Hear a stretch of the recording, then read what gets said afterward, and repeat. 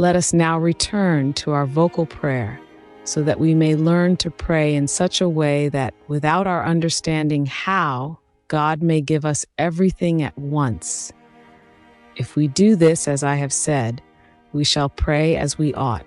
As you know, the first things must be examination of conscience, confession of sin, and the signing of yourself with the cross.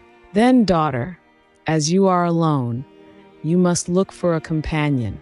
And who could be a better companion than the very Master who taught you the prayer that you are about to say? Imagine that this Lord himself is at your side, and see how lovingly and how humbly he is teaching you. And believe me, you should stay with so good a friend for as long as you can before you leave him. If you become accustomed to having him at your side, and if he sees that you love him to be there and are always trying to please him, you will never be able, as we put it, to send him away, nor will he ever fail you. He will help you in all your trials, and you will have him everywhere. Do you think it is a small thing to have such a friend as that beside you? O sisters, those of you whose minds cannot reason for long, or whose thoughts cannot dwell upon God but are constantly wandering, must at all costs form this habit. I know quite well that you are capable of it. For many years, I endured this trial of being unable to concentrate on one subject, and a very sore trial it is. But I know the Lord does not leave us so devoid of help, that if we approach him humbly and ask him to be with us, he will not grant our request. If a whole year passes without our obtaining what we ask, let us be prepared to try for longer. Let us never grudge time so well spent. Who, after all, is hurrying us? I am sure we can form this habit and strive to walk at the side of this true Master. I am not asking you now to think of him, or to form numerous conceptions of him, or to make long and subtle meditations with your understanding. I am asking you only to look at him, for who can prevent you from turning the eyes of your soul, just for a moment, if you can do no more, upon this Lord? You are capable of looking at very ugly and loathsome things. Can you not, then, look at the most beautiful thing imaginable? Your spouse never takes his eyes off you, daughters. He has borne with thousands of foul and abominable sins which you have committed against him, yet even they have not been enough to make him cease looking upon you. Is it such a great matter, then, for you to avert the eyes of your soul from outward things and sometimes to look at him? See, he is only waiting for us to look at him, as he says to the bride. If you want him, you will find him. He longs so much for us to look at him once more that it will not be for lack of effort on his part if we fail to do so. A wife, they say, must be like this if she is to have a happy married life with her husband.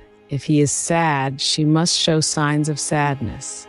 If he is merry, even though she may not in fact be so, she must appear merry too. See what slavery you have escaped from, sisters.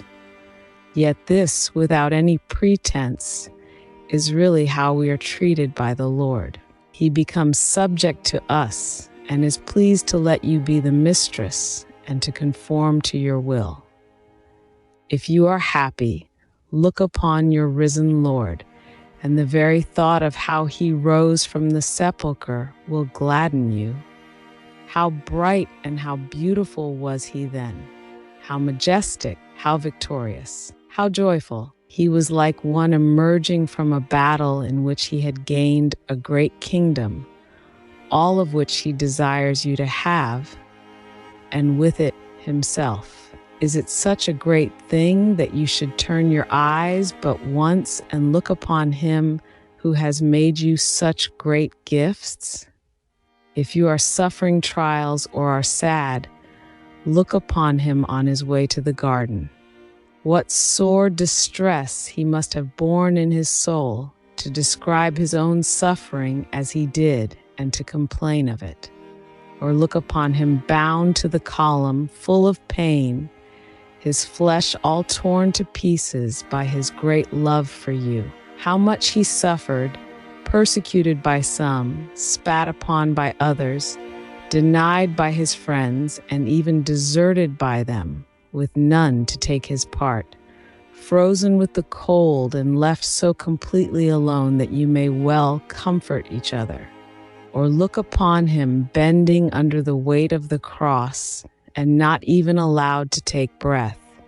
He will look upon you with his lovely and compassionate eyes full of tears, and in comforting your grief will forget his own, because you are bearing him company in order to comfort him and turning your head to look upon him. O Lord of the world, my true spouse, you may say to him, if seeing him in such a plight has filled your heart with such tenderness that you not only desire to look upon him, but love to speak to him, not using forms of prayer, but words issuing from the compassion of your heart, which means so much to him. Art thou so needy, my Lord and my good, that thou wilt accept poor companionship like mine? Do I read in thy face that thou hast found comfort even in me?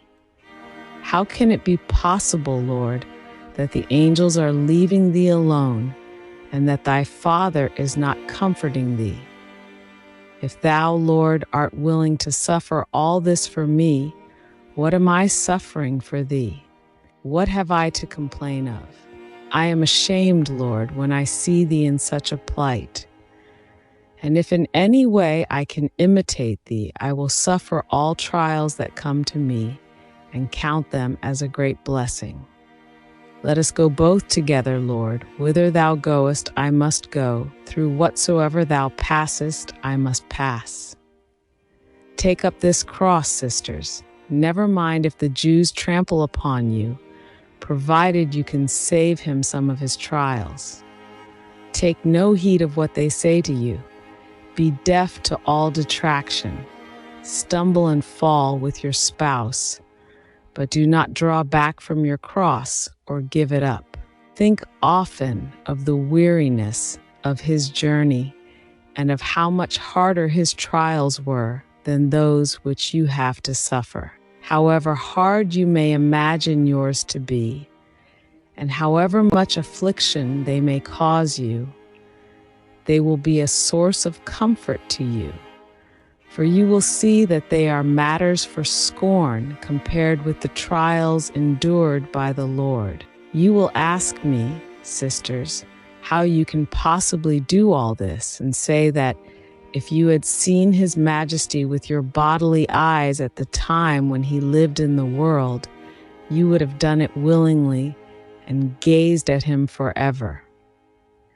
Do not believe it. Anyone who will not make the slight effort necessary for recollection in order to gaze upon this Lord present within her, which she can do without danger and with only the minimum of trouble, would have been far less likely to stand at the foot of the cross with the Magdalene, who looked death, as they say, straight in the face. What the glorious Virgin and this blessed saint must have suffered. What threats, what malicious words, what shocks, what insults. For the people they were dealing with were not exactly polite to them. No, indeed. Theirs was the kind of courtesy you might meet in hell, for they were the ministers of the devil himself. Yet terrible as the sufferings of these women must have been, they would not have noticed them in the presence of pain so much greater. So do not suppose, sisters, that you would have been prepared to endure such great trials then, if you are not ready for such trifling ones now.